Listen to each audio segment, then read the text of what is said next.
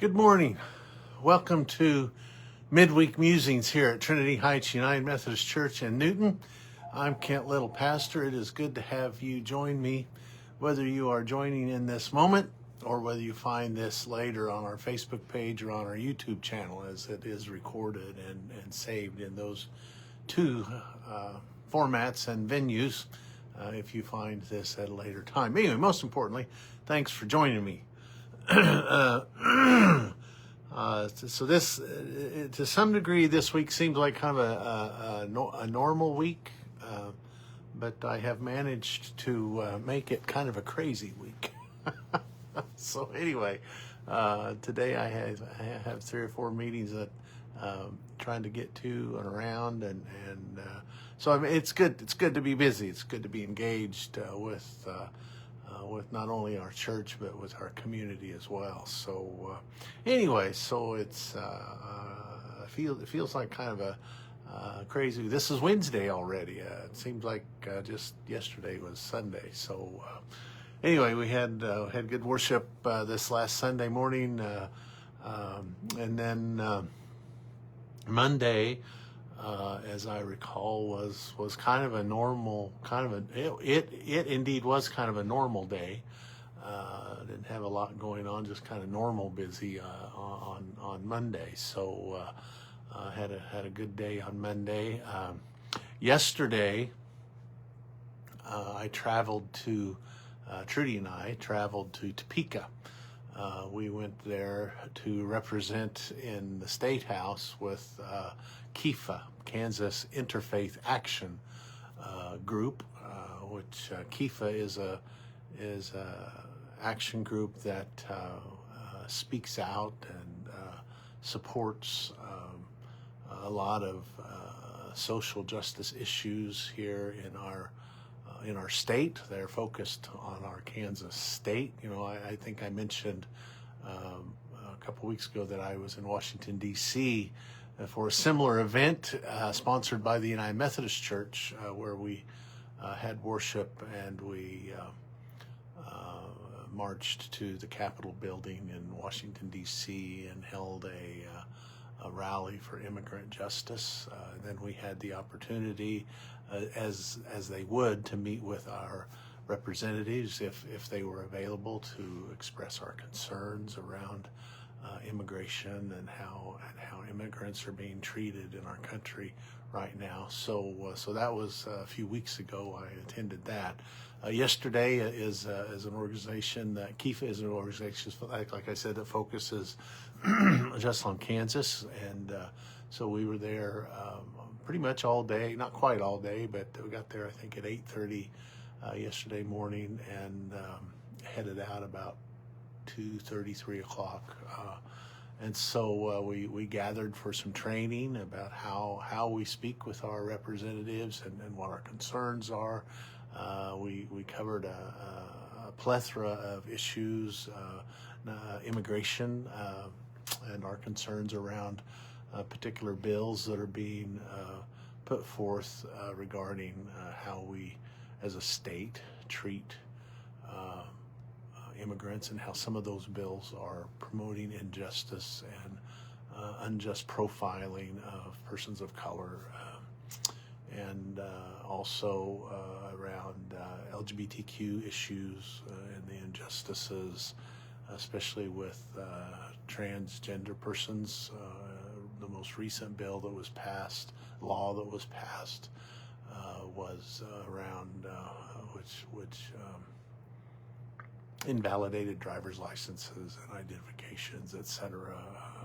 We also addressed school and education, etc. It's just a whole realm of issues. As you know, there are many injustices happening in our world, in our state, and in our country, and so these organizations, as well as the church in general, it's I believe, part of our call. It's part of the justice ministries that Jesus calls us to when we choose to follow the way that he laid forth, that he exampled, that he practiced while he was among us, and still calls us to be active in those situations, being welcoming and including of the immigrants among us is a theme throughout our Hebrew scriptures as well as the New Testament, and how we are called to care for the widow and the orphan and those who are marginalized, the poor, those who are pushed to the edges of society. So anyway, not only do I try to do that as part of our community of faith here at Trinity Heights in Newton, and in our Newton community, trying to engage and build relationships with especially those who are most vulnerable among us here in our city, but also try to participate on larger levels, such as yesterday in the state capitol and a few weeks ago in Washington, D.C. So I believe it's important. It's an important part of my call. It's an important part of my faith to address these, to speak up with those who are most vulnerable, to try to ensure as best I can what little difference I can make, to try to make sure we're treating everybody equitably and justly, and providing mercy and compassion.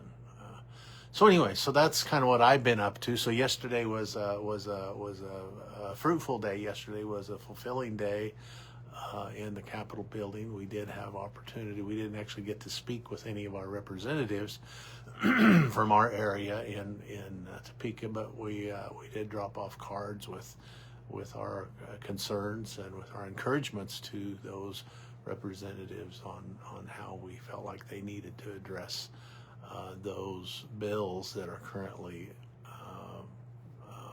being considered in the State House from our faith perspective.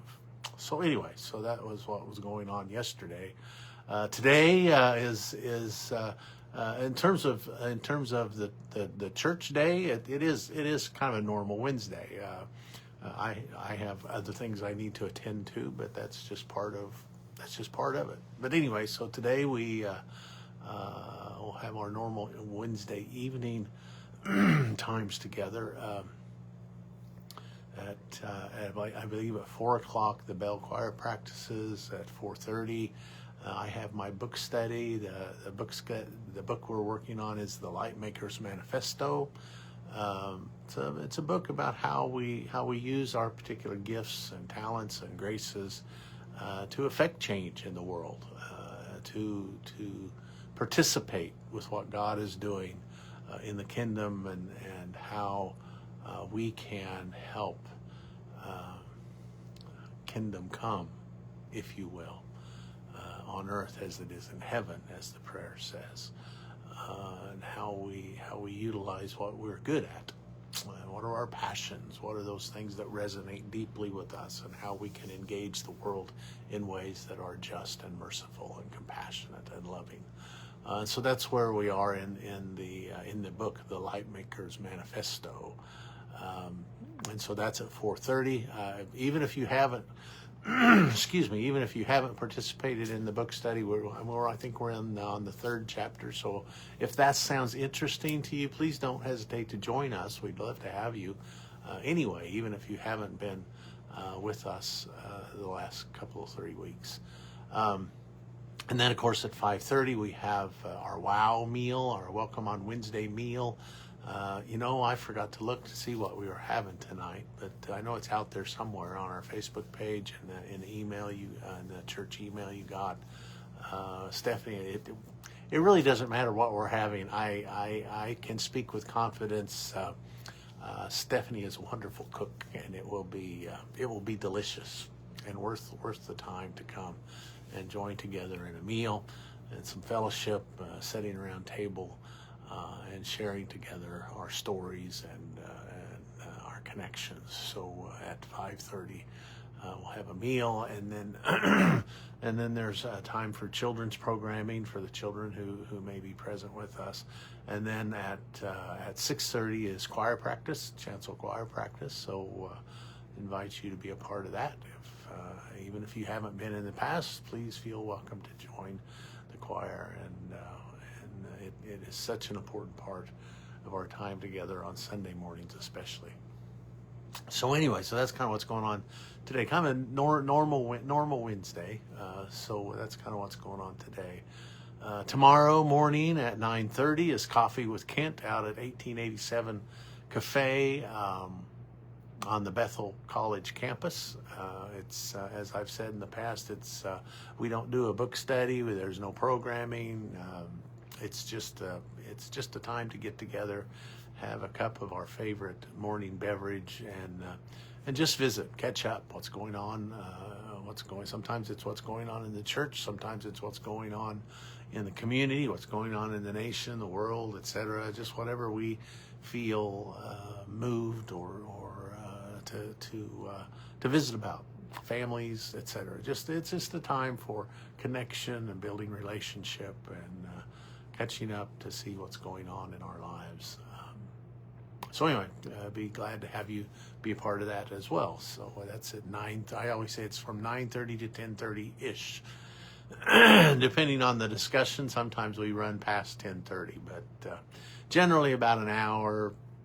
I think probably an hour and a half at the most. But anyway, so just whatever we decide we want to visit about. So it's been a good week, and looking forward to continuing our work here at Trinity Heights on this day. And then on Sunday, March 15th, this Sunday we are, the lectionary passage is the story about Jesus and his disciples walking along, and they see a man who was born blind. And the disciples ask Jesus, who sinned, this man or his parents, that he was born blind? Of course, Jesus knows that's not what caused this, and so he talks about that. He heals the man, and it's the passage where Jesus says, "I am the light of the world." Of course, in another passage, he says, "We are the light of the world." If we are followers of his. So anyway, so this Sunday we're going to talk a little bit. The title of my sermon, in keeping with our Lenten and / Easter theme, questions. So many questions. The question for this Sunday is, what do you see? And it's dealing with the passage, of course, with all of the passages so far we've dealt with, on a more metaphorical level than on a literal level. The Gospels often have this contrast between light and dark, contrast between seeing and blindness. And so they encounter this blind man. And so my question as we wrestle with this text is, what do you see? And in some respect, I think it's about our faith journey, our life and faith, in terms of when we look into the world, when we look into our relationships, when we look into our communities, what do we see? What are we awake to? What are we aware of? Do we look past things that we shouldn't? Is it intentional? Or are we just so caught up in our own lives that we miss stuff? Do we look past injustices that are happening? Do we look past those who are hungry? Do we look past those who are sick? Do we look past those who are being oppressed or ignored or discriminated against, etc.? The list is long. Do we look past that? Do we not see it at all? And if we don't see it, why not? The question can go so many different directions, but I think the at least today, sometimes it changes. At least today, my focus, I think, for Sunday morning is to consider with you. When we are journeying through our life and faith, when we're out in the world at large, what draws our attention? What do we see? What don't we see? What doesn't draw our attention? And why? And to really reflect on that and consider that. How can we be more aware, more awake, as Thich Nhat Hanh, the Buddhist priest, talks about, which Buddhism in general talks about. How can we be more mindful of what we encounter right here, right now, in our midst?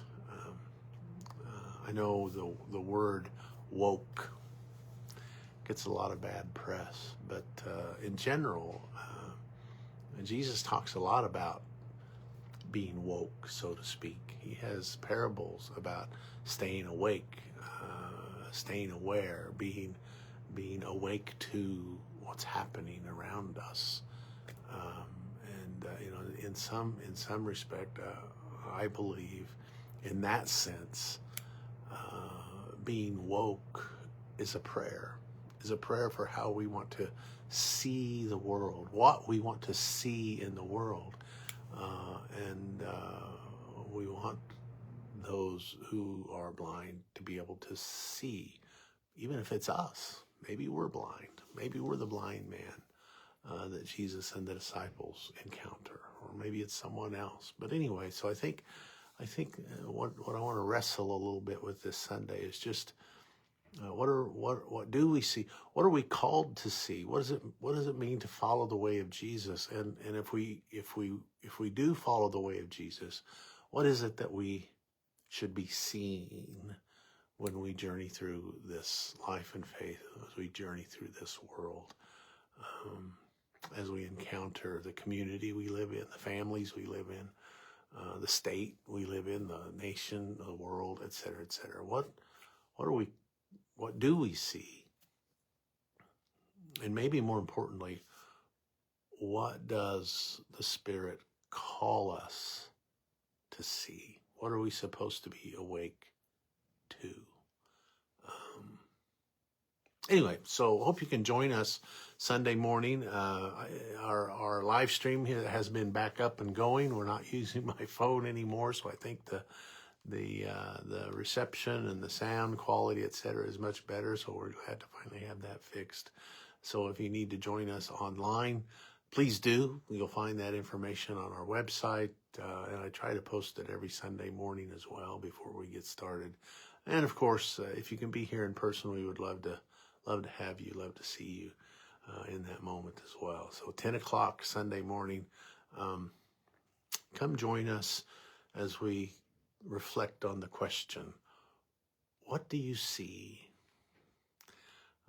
Anyway, so it was a beautiful day yesterday. Oh my, I think it got up in the 80s yesterday. Today, not so warm.